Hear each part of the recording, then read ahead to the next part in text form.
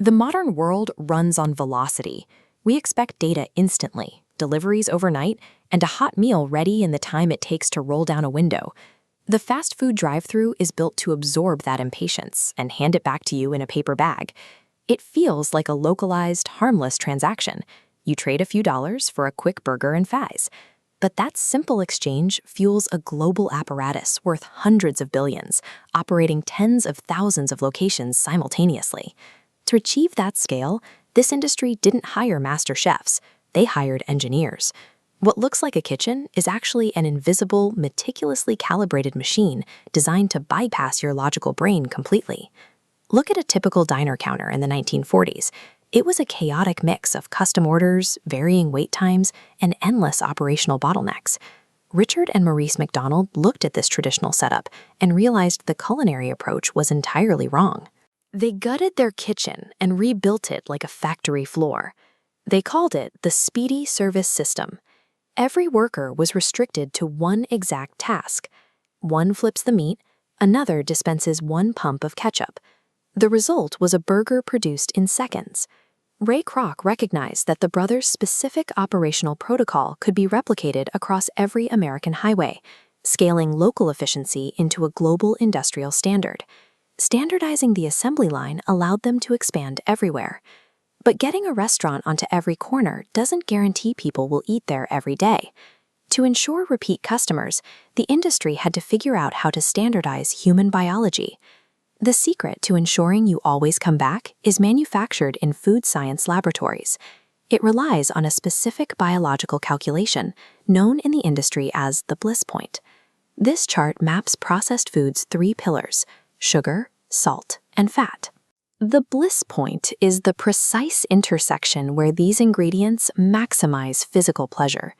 Consuming this exact mathematical ratio hits your taste buds and immediately floods your brain with dopamine. Normally, your body sends clear signals when you've consumed enough calories to be full, but the extreme dopamine response engineered by the bliss point drowns out those natural regulatory systems.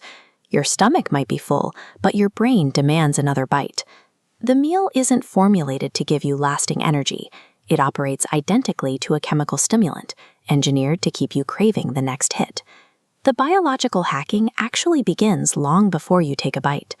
Those distinctive scents drifting into the parking lot are often enhanced with artificial aromas, designed to bypass your rational thought and trigger immediate hunger. Then there is the visual assault. Drive down any commercial strip, and you'll see the exact same specific shades of red and yellow dominating the signage. This is deliberate. Red and yellow are scientifically documented to stimulate the appetite. More importantly, they induce a subtle sense of physical urgency. They prompt you to order quickly, eat fast, and leave, accelerating the revenue cycle. Even the audio of the food is weaponized. The crispy exterior of a fry or a chicken nugget is manufactured to produce an exaggerated acoustic profile. That loud crunch tricks your brain into perceiving the highly processed item as fresh. From the smell in the air, to the color of the wrapper, to the sound in your ears, every environmental variable is calibrated to push you toward consumption. Once the physical cravings are established, the industry cements the connection through emotional association. They heavily target the youngest possible demographic to build absolute brand loyalty. By pairing meals with colorful cardboard boxes, cheerful mascots, and plastic toys, they entirely bypass a child's critical thinking. The food becomes permanently linked to feelings of comfort, reward, and pure nostalgia. Decades later, when those children become stressed adults, the brain instinctively craves that same ingrained feeling of comfort. The occasional childhood treat solidifies into a permanent, predictable habit loop. Today, the final barrier to that habit loop has been erased. With digital delivery apps, there is zero physical friction. A late-night craving is satisfied with 2 screen taps, bringing the engineered dopamine directly to your front door. From the plastic toy in the back seat of your parents' car to the push notification on your phone at midnight, the entire timeline is designed to ensure you never have to actively decide to eat fast food. It just happens automatically. At the counter, this system feels like an incredible bargain.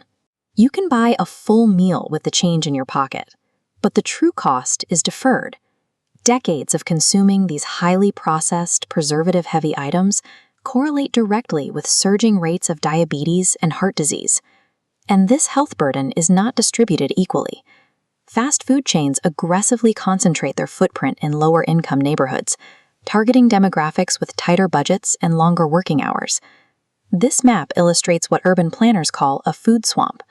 When cheap, calorically dense restaurants flood a community, they economically squeeze out the local grocery stores.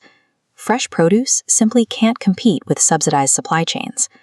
In these targeted urban grids, the systematic removal of fresh produce makes the drive-thru the only predictable, affordable calorie source for millions of families. The global fast food machine is too profitable and too deeply embedded in our infrastructure to dismantle. But recognizing how it manipulates your biology and your environment is the first step to breaking its influence. So the next time you smell those fries and pull up to the speaker box, pause for a second. Are you really choosing what to eat, or are you just following a script engineered for you 50 years